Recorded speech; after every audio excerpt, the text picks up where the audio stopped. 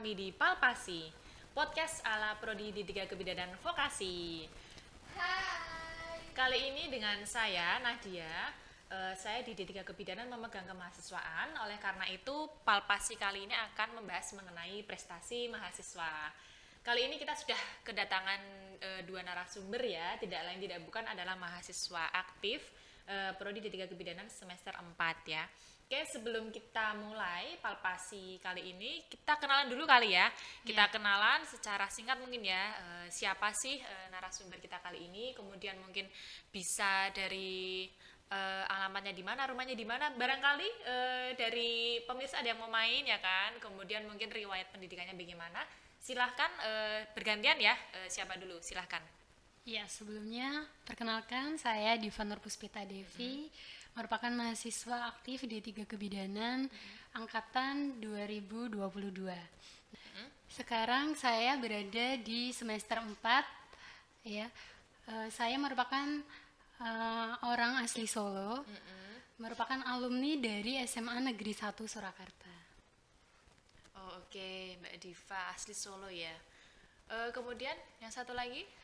Oke, halo teman-teman semua, perkenalkan saya Lulu Febrianti, salah satu mahasiswa D3 Kebidanan Vokasi UNS yang sedang menempuh studi semester 4 juga, seperti Mbak Diva ya Mbak ya. Selain itu saya berasal dari Kebumen. Ada yang tahu Kebumen? Pasti tahu. Menganti ya tempatnya. Oh, itu di sana kalau nggak salah ada pantai yang bagus banget ya, itu mirip Labuan Bajo. Betul, bagus banget itu. Saya pernah ke sana. Nanti pengen ke sana ya kapan-kapan tak main. Ya. Berarti ini dengan Kak Diva dan juga Kak Lulu. Oke. Mungkin kita langsung saja bisa mulai. Prestasi atau kompetisi apa yang pertama kali Kak Diva dan Kak Lulu ikuti? Kemudian apa sih yang membuat Kak Diva dan Kak Lulu ini kok bisa sampai mengikuti kompetisi itu? Apakah memang iseng-iseng nih cari dari media sosial? Ya sekarang kan banyak ya info-info kompetisi mahasiswa, atau dipaksa nih oleh dosennya? Silakan mungkin bisa sharing dengan kita. Silakan mungkin Mbak Diva dulu. Oh iya. Ya, kalau dari saya pertama kali untuk mengikuti kompetisi itu kompetisi mandiri. Itu inisiatif dari saya sendiri ya. Wah, Itu good, inisiatif sendiri. Terus itu merupakan kompetisi Olimpiade Bahasa Inggris. Nah, kompetisi ini merupakan kompetisi nasional yang diselenggarakan oleh JPEM Indonesia. Nah, saya mengikutinya pada tahun 2022 kalau tidak salah, dan kompetisi ini dilakukan secara daring karena waktu itu masih rawan COVID ya Kak. Jadinya saya ngikutinya secara online gitu. oke, itu yang bahasa Inggris ya. Kemudian mungkin ada lagi. Ya, terus ada lagi kompetisi esai yang diselenggarakan oleh Universitas Respati Yogyakarta. Wah, itu tingkat nasional atau tingkat? Kebetulan ini tingkat internasional. Oh, Iya. terus? Dalam esai ini mengusung tema mengenai terapi komplementer dalam pelayanan kebidanan. Dan kebetulan esai ini saya kerjakan bersama dengan rekan tim saya. Oh, berarti itu kalau yang isai itu kelompok gitu ya, tim gitu ya. Tapi kalau yang Iya. bahasa Inggris tadi individu gitu ya. Oke, ada lagi? Sudah untuk penghargaannya seperti itu. Ada lagi beberapa kompetisi yang saya ikuti, namun belum sempat untuk meraih penghargaan. Oh, enggak apa-apa. Itu kan bisa jadi pengalaman ya. Kalau dengan Kak Lulu sendiri mungkin bisa diceritakan penghargaan apa saja yang pernah diraih? Baik Kak, kalau saya sendiri alhamdulillah mendapatkan penghargaan berupa menjadi delegasi Youth Changemaker Volunteering, yaitu ke Malaysia. Jadi ini program volunteering tapi ranahnya internasional gitu. Ini saya peroleh dari rekomendasi dan sosialisasi, yaitu dari Kak Nahdia sendiri ya, yang merupakan salah satu dosen di D3 Kebidanan UNS begitu. Selanjutnya saya mencoba untuk mengikuti berbagai tahap seleksinya, kemudian juga dibimbing oleh beliau tepatnya gratis ya? Gratis. Wah, Ya, keren biayanya sekali. 100 Mas. Wah, mantap sampai ke Malaysia ya. Betul. Mimpi apa bisa ke Malaysia? Nggak tahu mimpi apa itu saya. Kemudian ada lagi? Untuk yang kedua, alhamdulillah baru awal Februari saya mengawali bulan cinta gitu dengan prestasi alhamdulillah, yaitu menjadi juara ketiga dalam lomba pembuatan poster digital tingkat nasional yang diselenggarakan oleh Champion Art. Wah, berarti ini memiliki bakat menggambar ya. Mungkin kalau misalkan hanya ngomong aja kita nggak percaya tuh, bisa ditunjukkan nggak? Kalian bawa nggak ya piagamnya? Mungkin kita bisa lihat ya, mungkin dari Kak Diva dan Kak Lulu. Boleh. Coba mana Tentu nih? saja Nggak bawa percaya dong. nih ya kan? Iya. Nggak percaya. Nih, ada Mana dulu? Siapa dulu? Oh, kakak dulu. Saya dulu ya. Untuk yang change maker ya teman-teman semua. Oh, gitu yang ke Malaysia ini ya, Malaysia. Lulu Febrianti. Betul. Kemudian ini baru ya. saja 1 Februari kemarin Ibu. Oh, ini masih hangat ya, masih hangat in. mengawali bulan cinta. Kalau untuk saya ini yang dari Olimpiade bahasa Inggrisnya. Oh ya, gold Kalau medal ini- loh ini bukan main. Terus, Ya lalu ini ada dari esai kompetisi Universitas Respati. wow, Jakarta. internasional nggak tuh? Iya. Oke, Oke, Kak Lulu dan Kak Diva, mungkin kalian bisa cerita atau sharing dengan kami, ada nggak selama mengikuti perlombaan kan banyak ya, baik yang menang maupun tidak. Mungkin ada satu kompetisi ya, baik yang menang atau tidak yang sangat berkesan ya. Salah satunya aja mungkin bisa diceritakan ke kami. Untuk pengalaman mengikuti perlombaan atau kompetisi yang paling berkesan yaitu menjadi delegasi Youth Changemaker Volunteering ke Malaysia. Mengapa paling berkesan? Karena tahapnya itu lumayan panjang.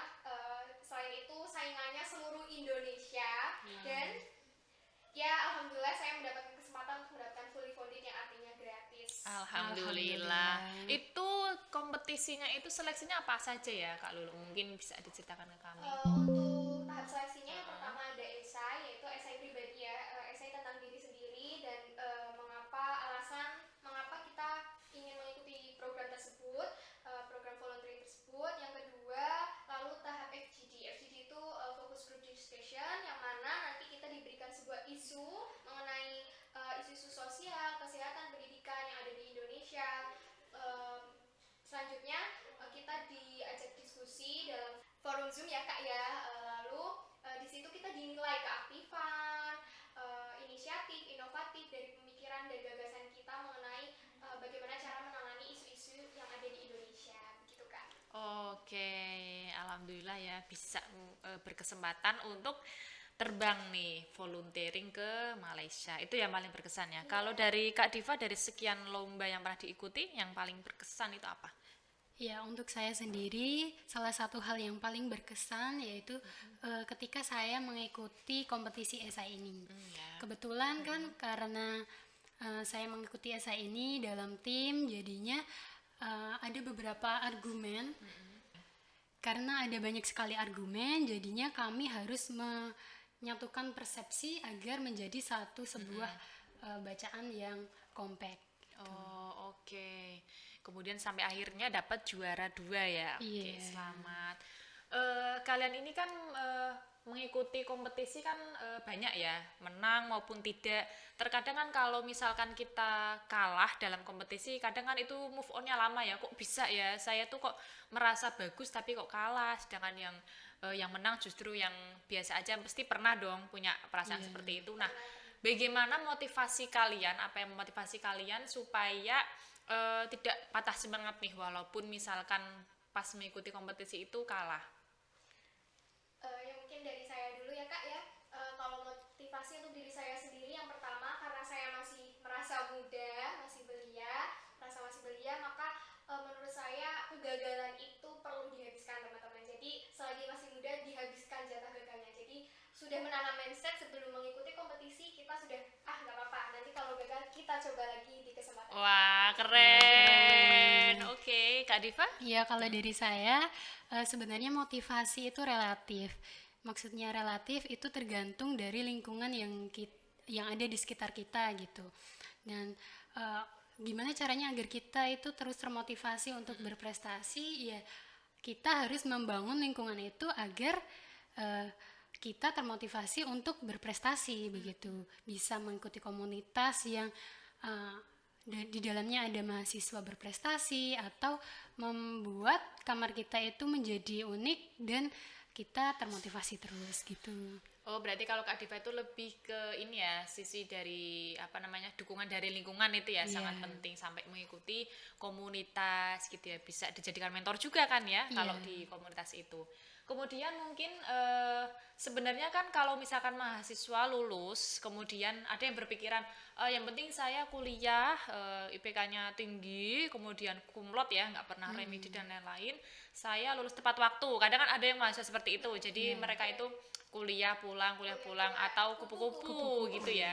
Nah, kenapa sih kalian itu kok sempat-sempatnya mengikuti kompetisi? Apakah tidak cukup kalau misalkan lulus IPK-nya kumlot bahkan mungkin sampai 3,9 atau 4, itu apakah tidak cukup IPK yang setinggi itu sampai kok mengikuti kompetisi? Mungkin dari Kak Diva, Iya boleh. Kalau dari saya sendiri, tentu saja ada perbedaan dari kedua hal tersebut ya Kak. Nah, menurut saya memang lulus dengan IPK cum laude itu bagus sekali, sangat mengagumkan gitu. Tapi akan lebih baik kalau kita lulus dengan IPK cum laude disertai dengan menjadi seorang mahasiswa yang berprestasi, baik itu prestasi akademik maupun non akademik gitu. Untuk benefitnya sendiri itu pasti akan berimpact pada kita nanti saat melamar pekerjaan gitu. Karena CV kita itu lebih beraneka ragam daripada teman-teman yang lulus dengan IPK cum laude saja. Wah, berarti Kak Diva ini sudah berpikir lebih panjang ya, sudah sampai mikirin CV-nya saya tuh nanti apa isinya kalau sudah mau melamar pekerjaan. Kalau Kak Lulu sendiri? Kalau saya sendiri mungkin sama ya dengan Kak Diva, untuk prospek panjangnya yaitu di CV dan pandangan dari perusahaan-perusahaan ataupun tempat di mana kita akan melamar pekerjaan pasti akan melihat background kita, apakah kita di dunia perkuliahan hanya belajar saja, hanya belajar studi yang kita pilih, atau kita menggunakan kesempatan bangku perkuliahan dengan maksimal, yaitu salah satunya mengikuti program-program kompetisi ataupun seleksi delegasi yang memang disupport oleh universitas. Oh, berarti kurang lebih sama ya, kalian memang sudah memikirkan CV-nya daripada kosong gitu kan ya. Iya, betul. Very good. Kemudian kita menuju ke pertanyaan selanjutnya. Tentu saja kalau misalkan lomba kan tentu tidak semuanya menang gitu kan. Dari lomba yang tidak menang tersebut atau kalah ya, apa pengalaman atau apa pelajaran yang bisa kalian ambil dari situ?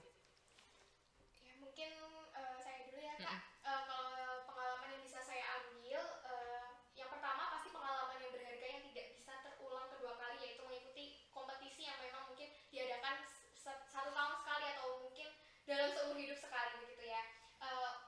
Walaupun kalah, pembelajaran yang bisa saya ambil yakni pembelajaran untuk bangkit kembali setelah gagal dan terus mencoba, begitu sih Kak. Berarti kalau Kak Lulu ini tipenya pantang menyerah gitu ya. Oke. Pantang menyerah. Kemudian kalau dari Kak Divan sendiri, apa pelajaran yang bisa diambil dari kompetisi yang tidak menang atau kalah? Kalau dari saya sendiri ya Kak, sama dengan Kak Lulu tadi, meskipun kita itu mengikuti banyak sekali kompetisi, kita harus terus bangkit apabila kita mengalami kekalahan gitu. Dan pembelajaran yang bisa saya ambil ketika saya menang adalah bagaimana cara kita itu memecahkan solusi dari suatu permasalahan begitu. Berarti kalau Kak Diva ini misalkan, oh lomba nggak menang, ini saya kenapa sih? Nah kamu tuh berpikir ya supaya tidak mengulangi itu kedua kalinya gitu ya. Oke. Kemudian kalau kebidanan itu bukannya kuliahnya itu sibuk ya, super sibuk malah ya. Super sibuk. Bahkan kadang mungkin kalau mahasiswa jurusan lain itu libur, bidan malah praktek ya kan, dan prakteknya itu lama. Nah, kemudian bagaimana sih cara kalian untuk membagi waktu antara menyiapkan diri kalian untuk lomba atau kompetisi dan waktu untuk belajar perkuliahan? Mungkin dari Kak Diva. Saya dulu ya. Boleh? Saya dulu ya Kak. Iya boleh. Ya, kalau dari saya sendiri, saya itu mengikuti kompetisi-kompetisi seperti ini pada saat waktu senggang. Mungkin bisa pada hari libur seperti Sabtu atau Minggu gitu, atau pada saat jeda semester. Karena biasanya pada waktu-waktu seperti itu kita memiliki banyak waktu untuk mengeksplor diri kita gitu. Wah, berarti Kak Diva ini kalau teman-temannya libur dia justru nyari-nyari apa nih kompetisi yang bisa saya ikuti. Wah. Memanfaatkan waktu. Oh, keren sekali. Kalau Lulu gimana? Kalau saya sendiri mungkin hampir sama seperti Kak Diva, namun bedanya saya selain memanfaatkan waktu luang yaitu jeda libur atau jeda semester, saya tetap mengikuti ketika ada kompetisi yang ditawarkan baik dari dalam kampus yaitu baik dari prodi ataupun dari luar, yaitu dengan mencari-cari di laman Instagram ataupun Twitter dan lain-lainnya itu saya tetap mengikuti hal tersebut walaupun saya kuliah. Namun dilihat lagi, misal itu adalah program exchange seperti yang tadi, exchange ke luar negeri. Nah, saya memperkirakan kira-kira itu tanggal keberangkatannya tidak mengganggu waktu praktik saya, karena kalau mengganggu praktik saya tetap akan mengganti praktik itu setelah saya pulang, begitu Bu. Oh, berarti ini ya, apa namanya, sudah mengira-ngira, oh kira-kira pas lomba itu saya sibuk gak gitu ya, jadi biar nggak tabrakan. Oke, manajemen waktunya berarti sudah sangat dipikirkan. Kemudian untuk kedepannya nih ya, mungkin setahun atau 2 tahun atau bahkan 5 tahun yang ke depan, kalian itu mempunyai target apa sih? Kalian membayangkan diri kalian itu dari hasil mengikuti kompetisi menang dan lain-lain, kalian itu memiliki target apa di apa namanya angan-angan kalian atau di cita-cita kalian? Baik Kak, dari saya dulu ya Kak, untuk prospek secara panjang saya mengikuti berbagai kompetisi baik yang di dalam negeri maupun luar negeri, exchange ke luar negeri itu harapannya saya mampu menjadi bidan yang berkompeten baik secara akademik dan non akademik. Jadi bidan yang berpengalaman, bukan hanya bidan yang terdidik tapi bidan yang terdidik dan berpengalaman. Wah, Wah, bidan keren yang sekali. terdidik dan berpengalaman nggak Iya. tuh? Oke. Kemudian Kak Diva?